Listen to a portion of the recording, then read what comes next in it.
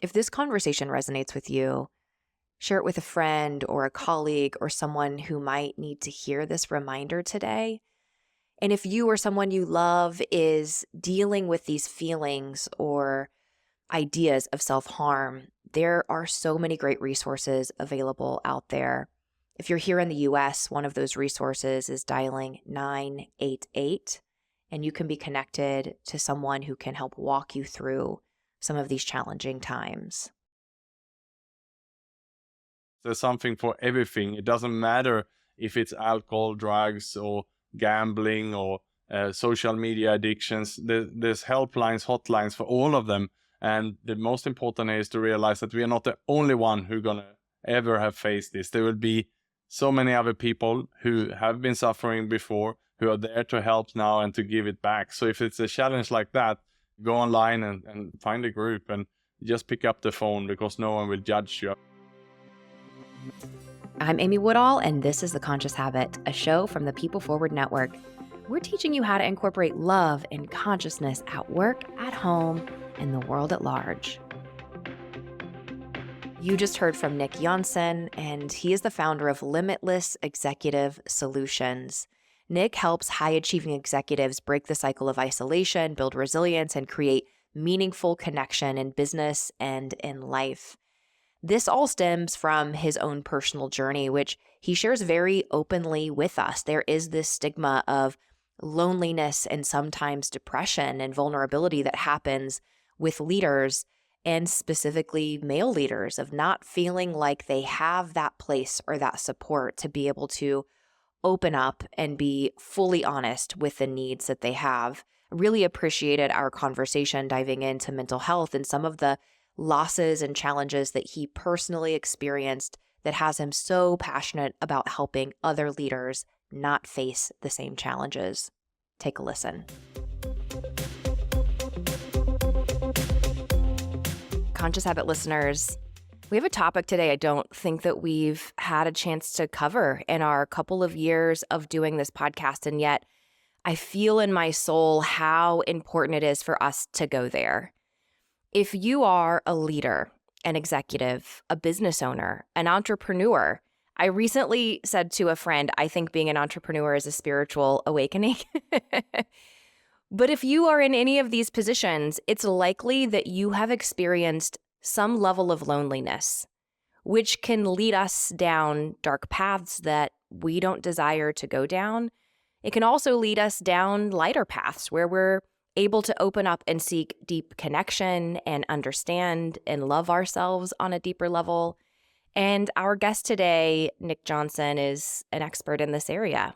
He's going to open up with a lot of vulnerability about his own journey, what he has experienced, and what has led him to do this work in the world, helping executives that are facing loneliness. Nick, welcome to Conscious Habit. Thank you so much, Amy. It's great to be here, and I'm so happy that you're covering this topic, which perhaps for many is very difficult to talk about. Yeah, I think it's easy for us, especially with social media, to kind of show the highlight reel, if you will.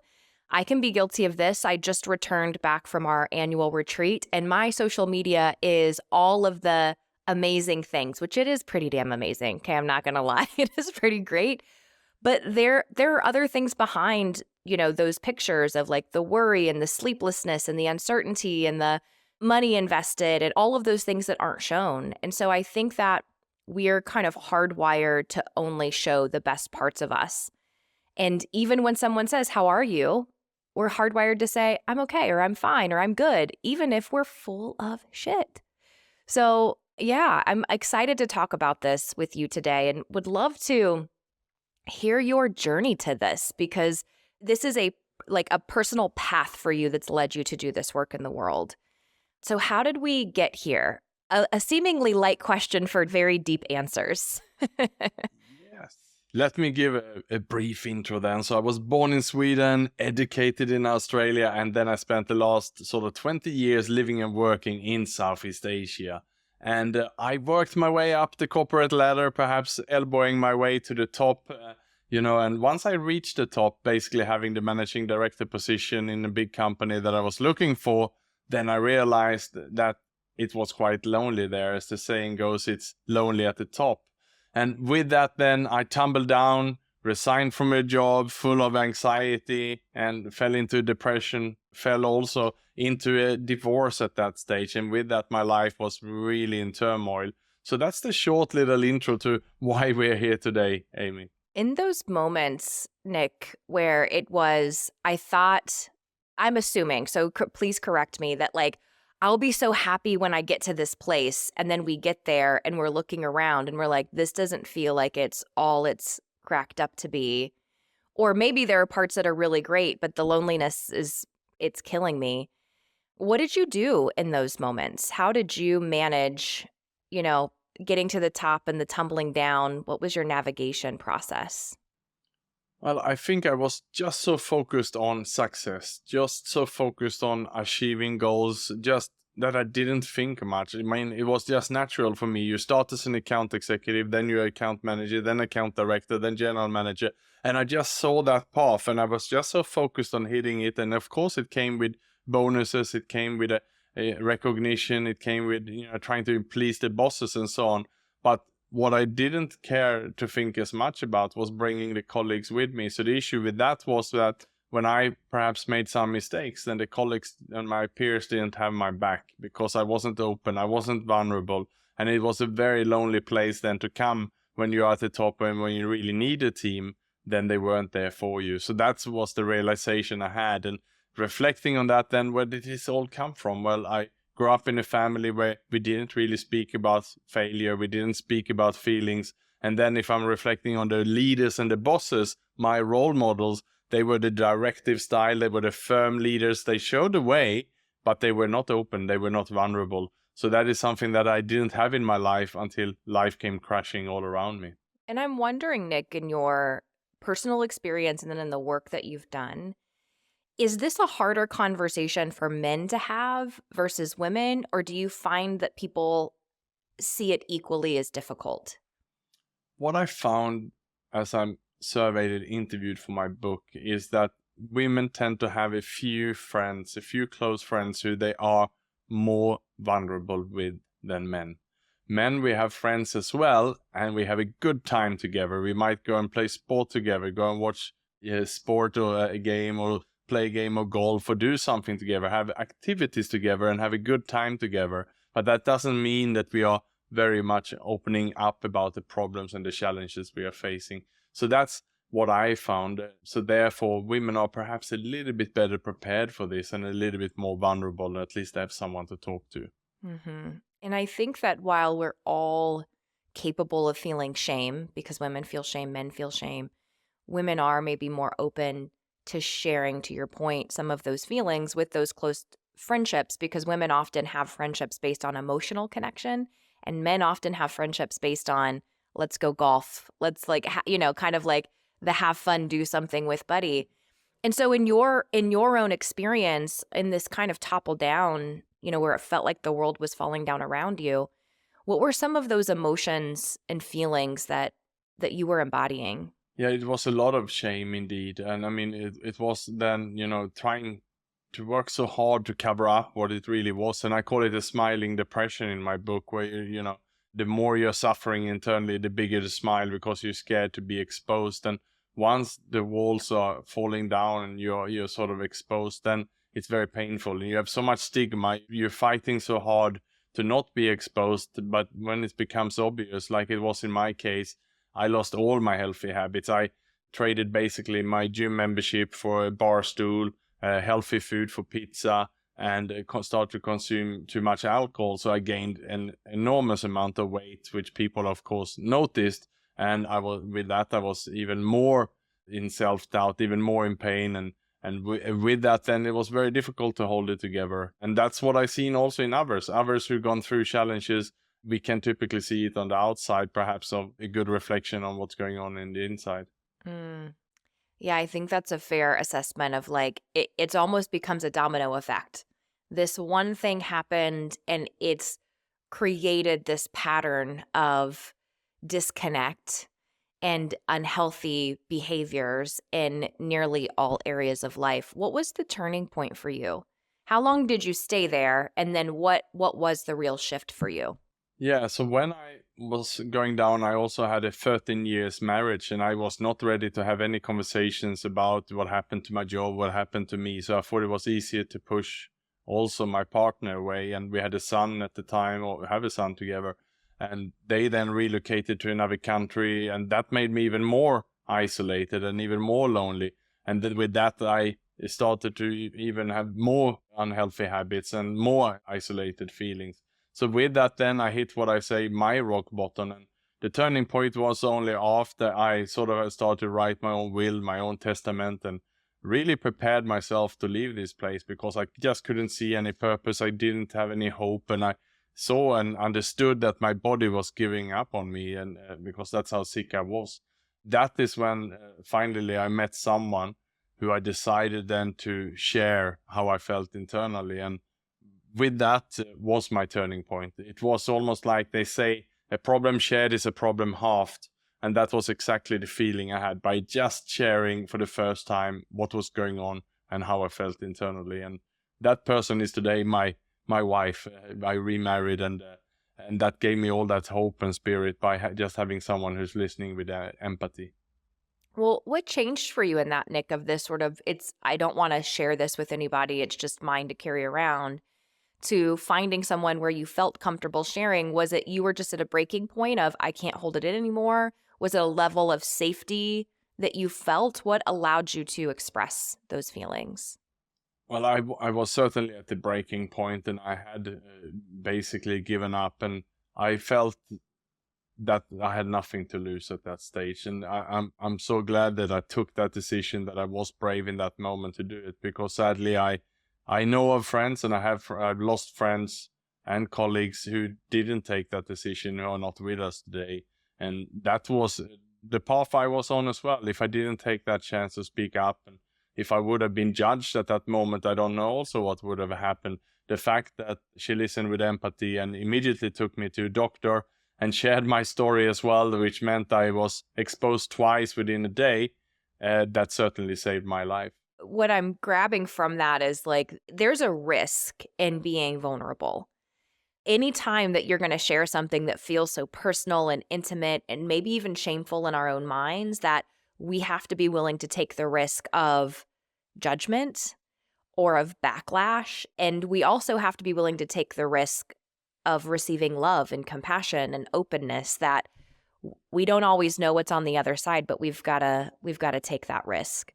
Yeah, certainly. And I know then, I understand that I took a big risk at that moment, because she could have taken it in another way and certainly left me, because maybe no one wants to be with someone who is a loser. That was, of course, on my mind as well. But I remember that I had so much pain internally that I just couldn't hold it in anymore. And I can also remember that I had planned to go and seek some professional help and so on. And I was desperately looking for someone to speak to. But then I was too scared. Maybe if I go and see a doctor or a counselor, a psychologist, then maybe they have medical record. So again, it came back to this, scared of being exposed, scared of someone finding out. And so I just kept secret and silent. And what changed for you after you opened up? You were able to go see a doctor. Tell us a little bit about that shift from the slump to where you are today. Yeah, so after having then opened up first to my coming wife, who I'm now happily married to, and the doctor, then we also went to see a friend, a common friend of ours, who had gone through something similar before, and again shared my story. And I can clearly remember looking at me and saying, Nick, you will be able to smile again. You will get over this. And she was right. And that was the path I continued to be on then. So once I got that hope in me, I did everything I could. I did go and see those therapists. I saw psychologists. I did everything I could. I had to own up to all my issues. And at that time, I picked up an alcohol addiction, which I had to address. So I went into one of those 12-step programs. And once I came in there, and I was terrified of going to that meeting, but then all the stigma and all the pain was gone, because in that room were people who'd gone through it before. Some people shared that they had gone through something like this 5 years ago. Someone else had done it 30 years ago, and they were there now as volunteers to help others who had challenges right now. And with that, the stigma was gone. And also I got that hope. I understood that there's light here at the end of the tunnel. And as I walked out of that meeting, and it's almost 7 years ago now, I haven't had the urge and I haven't had an alcoholic drink since that moment either.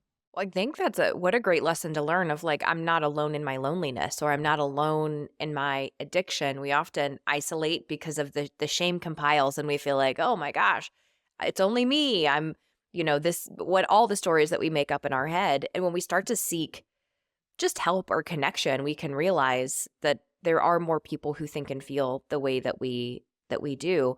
So obviously this led you to the work that you are doing today. So in between that time of sharing with your now current wife, seeking help with the guidance of doctors, going through the 12-step to go through recovery in your addiction journey, what were then the next steps that led you to say, I have to go do this work in the world? Yeah, so then about 1 year after my, should we say, call it my recovery date, then something happened that would change my life forever.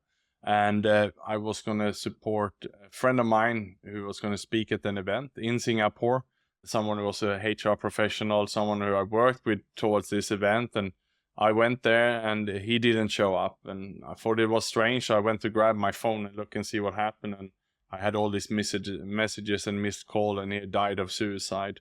And that was the turning point really in my life, because that's the moment when, one, I realized that how close I could have been to this.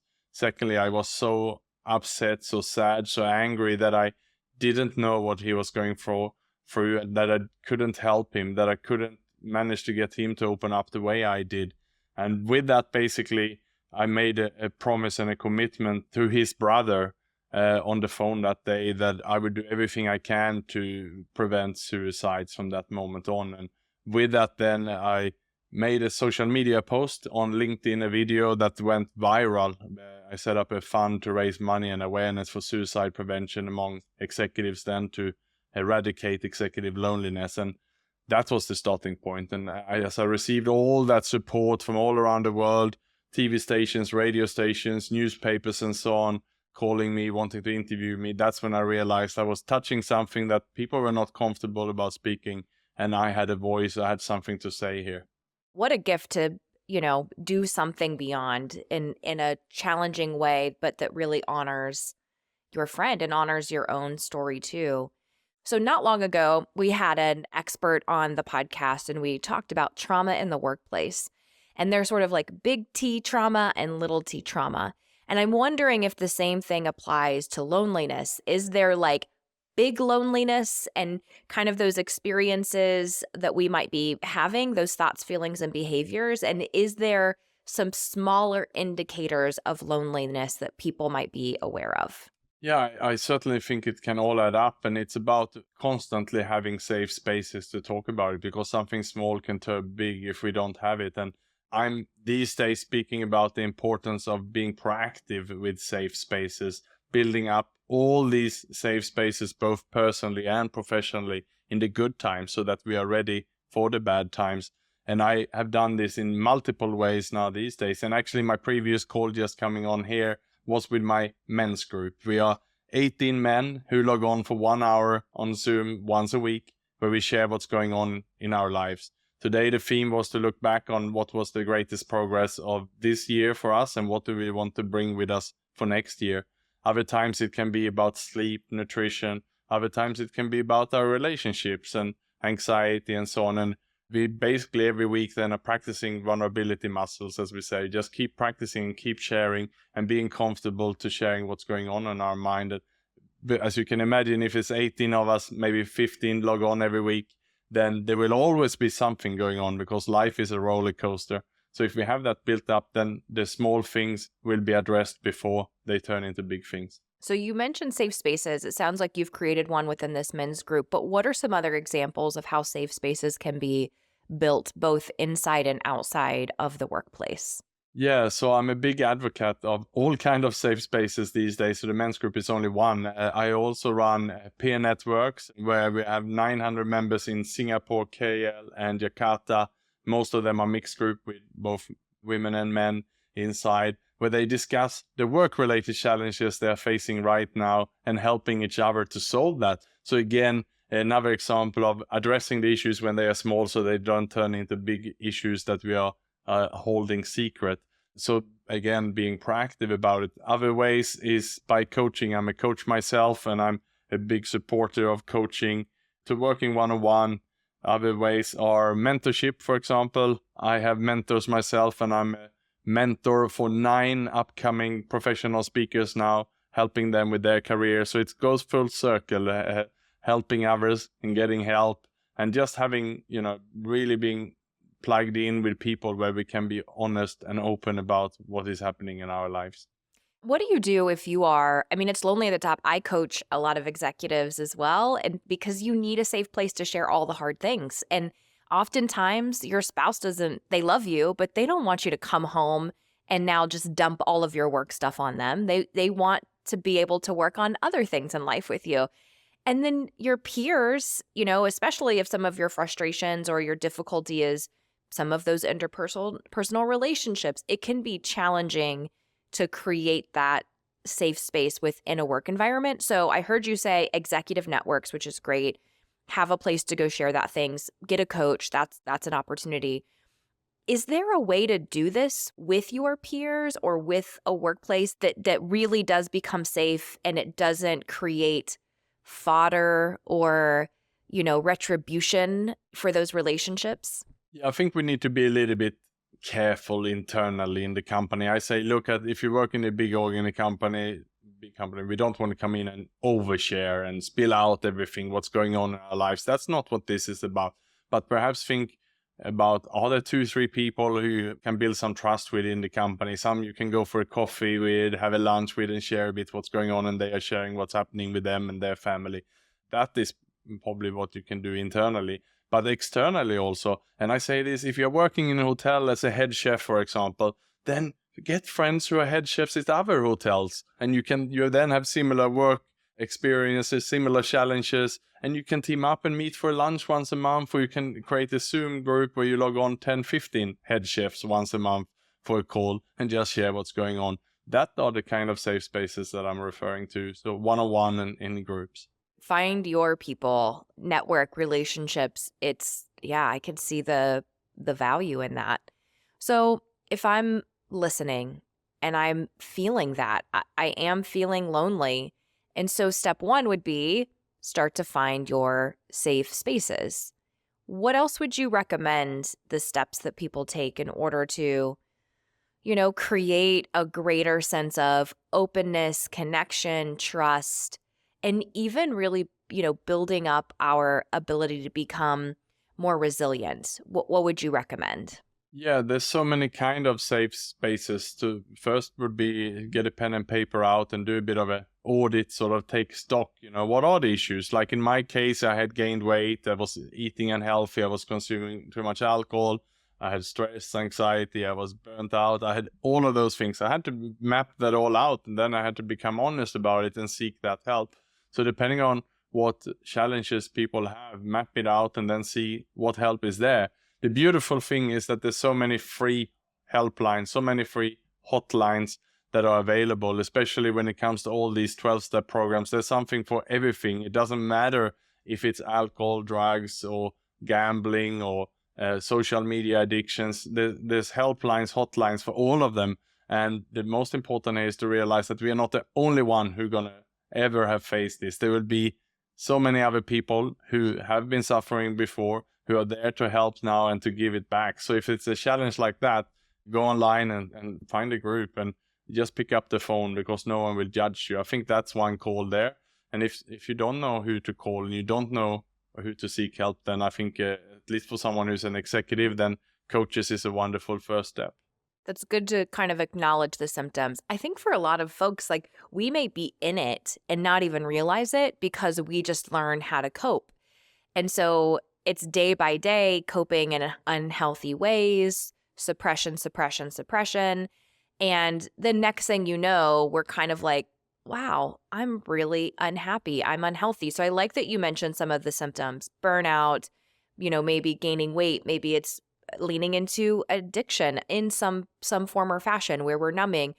Maybe it's spending too much time even on social media. Like that's a numbing activity of just mindlessly scrolling so that we don't have to feel or come to terms with the things that we're facing, acknowledging the symptoms and then seeking out similar people. I mean, the shame piece of it, Nick, for you found a spot to open up, but how do you encourage or coach people to move beyond? Because I would imagine that that is a roadblock for seeking help. Yeah, certainly. And that's a tough one. And it is about finding a safe space where you open up about that. And one-on-one is easiest first. I also do coaching then with men, especially I also do coach women. But then I try to build up the confidence and do it on a one-on-one level in a safe space with me first. And then I would encourage them after that, if they have someone else that they can share it with, for them to just to start to trust themselves and to trust others more, and to hear how it sounds when you share it with other people. Because otherwise, if we keep it secret, then it's never going to be solved. And shame, according to me, the best way is to talk about it, because then you will also realize that there's others. And again, if it is related to an addiction, then there's nothing better than finding that group or that tribe of like-minded who also gone through that, because then once you share it there and you hear others, then the shame will suddenly disappear. So for me now, for example, with alcohol, I have no shame about it. That's why I can talk about that addiction here. I see it as something that is in the past, and I dealt with it. And I am very happy for the journey that it's taken me. What has surprised you in doing this work?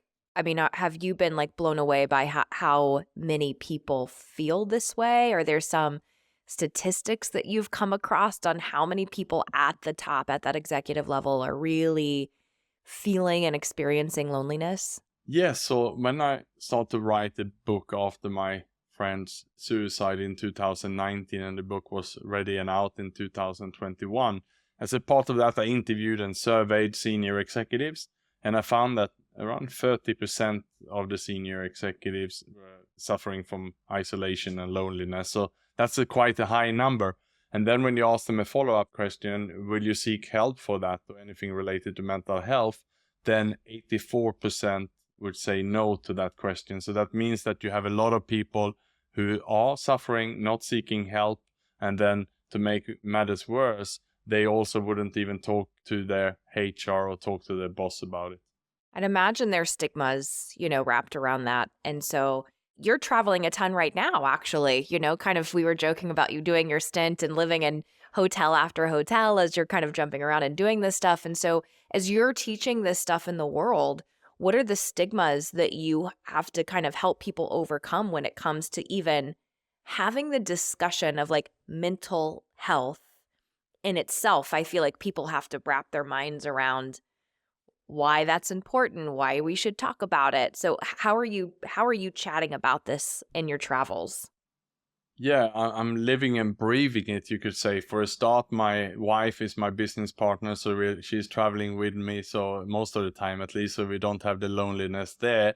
And then also, it's typically I start the workshop by sharing my story. So I'm vulnerable first, as any leader, and it doesn't matter if it's leader of a company, a family, or a community, or even a country, or if you are then the leader as a trainee in a workshop, if you expect them to be vulnerable and open, and I'm not vulnerable first, then they're not going to open up. So I start with my share, my story, a bit what you heard today here about my rock bottom, my losing my friend and coming together.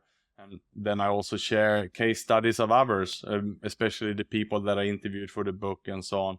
And with that, then I'm setting the scene and I'm creating this as a safe space. And that's a fantastic. So I only need about 40 minutes to set this stage. Then if the workshop is up to 4 hours or 2 days, then everyone else will start to open up and they will probably share things that they never shared in their life inside this setting. I love how quickly that can happen. You're like 14 minutes and we can create a safe space. And I think it is people just need to know like, oh, I'm not crazy. Like this isn't just all in my head. There's not something wrong with me, because I think that's a big part of the shame that people carry around, is just feeling like I must be weak or I just need to be stronger. I need to do more. And then we try to outwork our loneliness, which I would imagine has the opposite effect. Nick, have you seen that where people, they end up burning themselves out trying to outwork this sense of alone that they're feeling?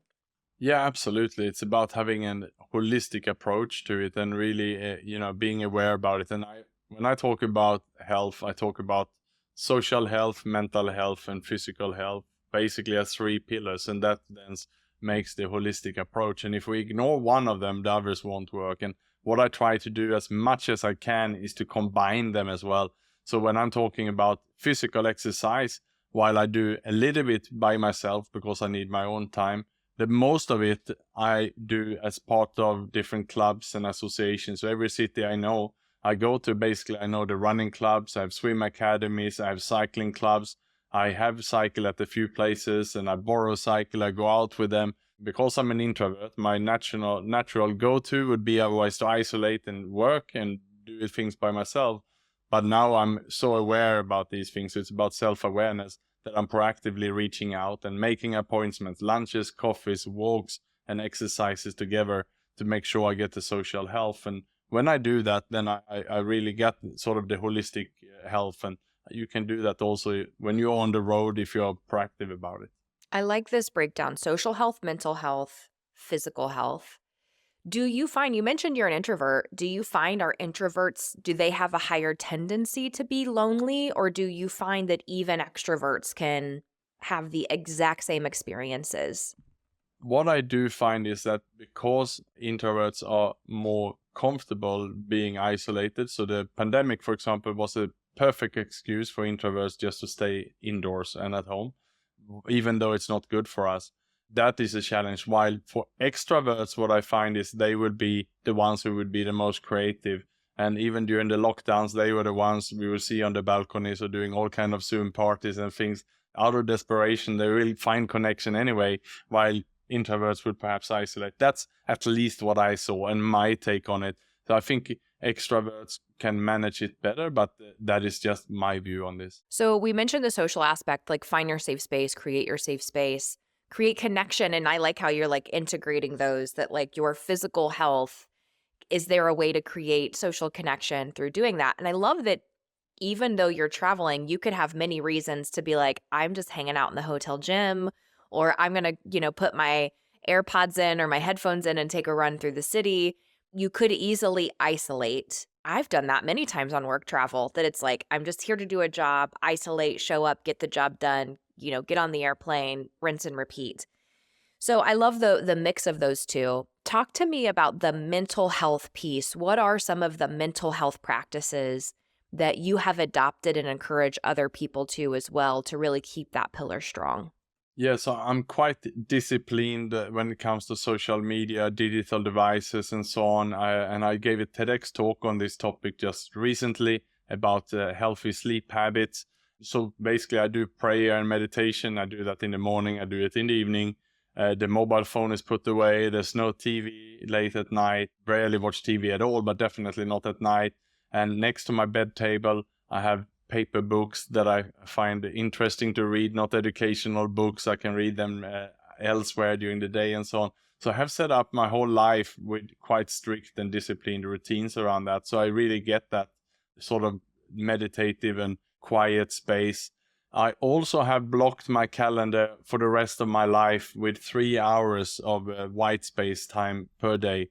It might sound like a luxury, but that 3 hours white space time per day is for prayer, meditation, and exercise. And it's traditionally a block in the early morning, which I have there. And it's there in my calendar for the rest of my life. And if someone challenged that, and it happens sometimes that it doesn't work, then I try to move it. And if I fall short during the week, then I move it, part of it over to the weekend to make up for it. And then if I have to take a half day, or if it's a full day, because I've been traveling a lot, that means I can go out for a hike, or I can go for a long bike ride and make it a big day out, because I do believe we deserve to have that time. And just one more thing here also, nature is so important. And when I'm traveling quite a lot of big cities also, I try to think about when do I connect with nature.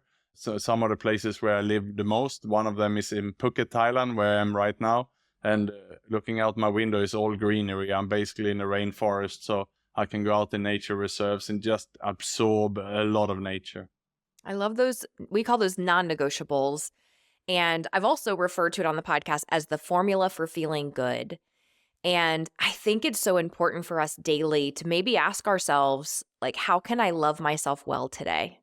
If this human were to thank me for how I treated it and, like, how can I love myself well? So I love your forever and always to infinity and beyond. You have your 3 hours dedicated that even if it gets moved, you're dedicated to still finding a way to honor that because you know that it's for your betterment, even if it feels inconvenient, and that you've structured your life with such discipline to protect your mind because our mind is fragile. And I say this with love, Nick. I've always said our mind is a little bitch.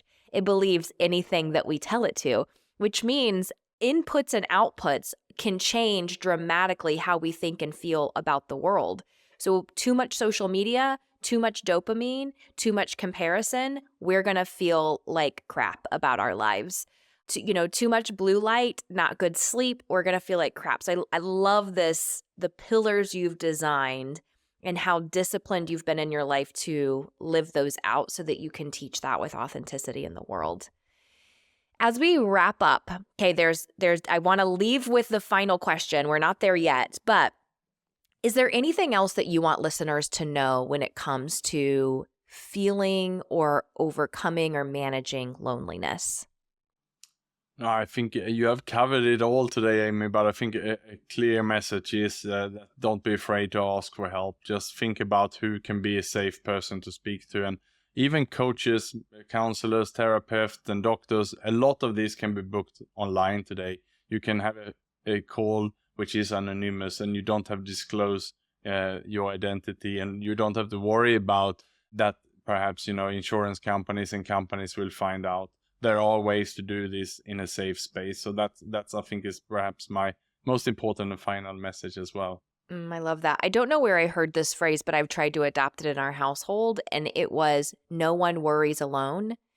And so just to kind of have that, even as a friend or as a parent or as a leader, to have the no one worries alone kind of mentality so that you can be a safe place for people to share the hard things. And while it's not your job to solve them, sometimes, like in your case, all people need is a listening ear who's open and compassionate so they can take the next steps.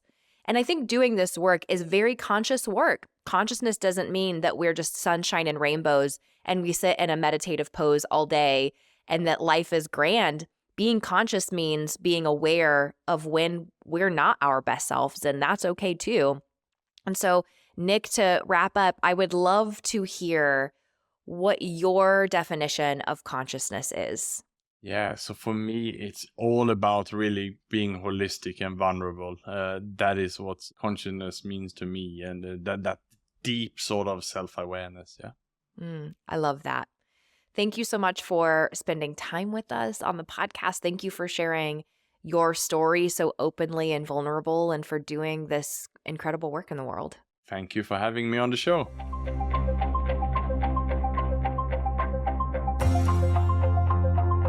Before we wrap up this episode, here are my 3 takeaways. Number 1, loneliness is far more common than we think.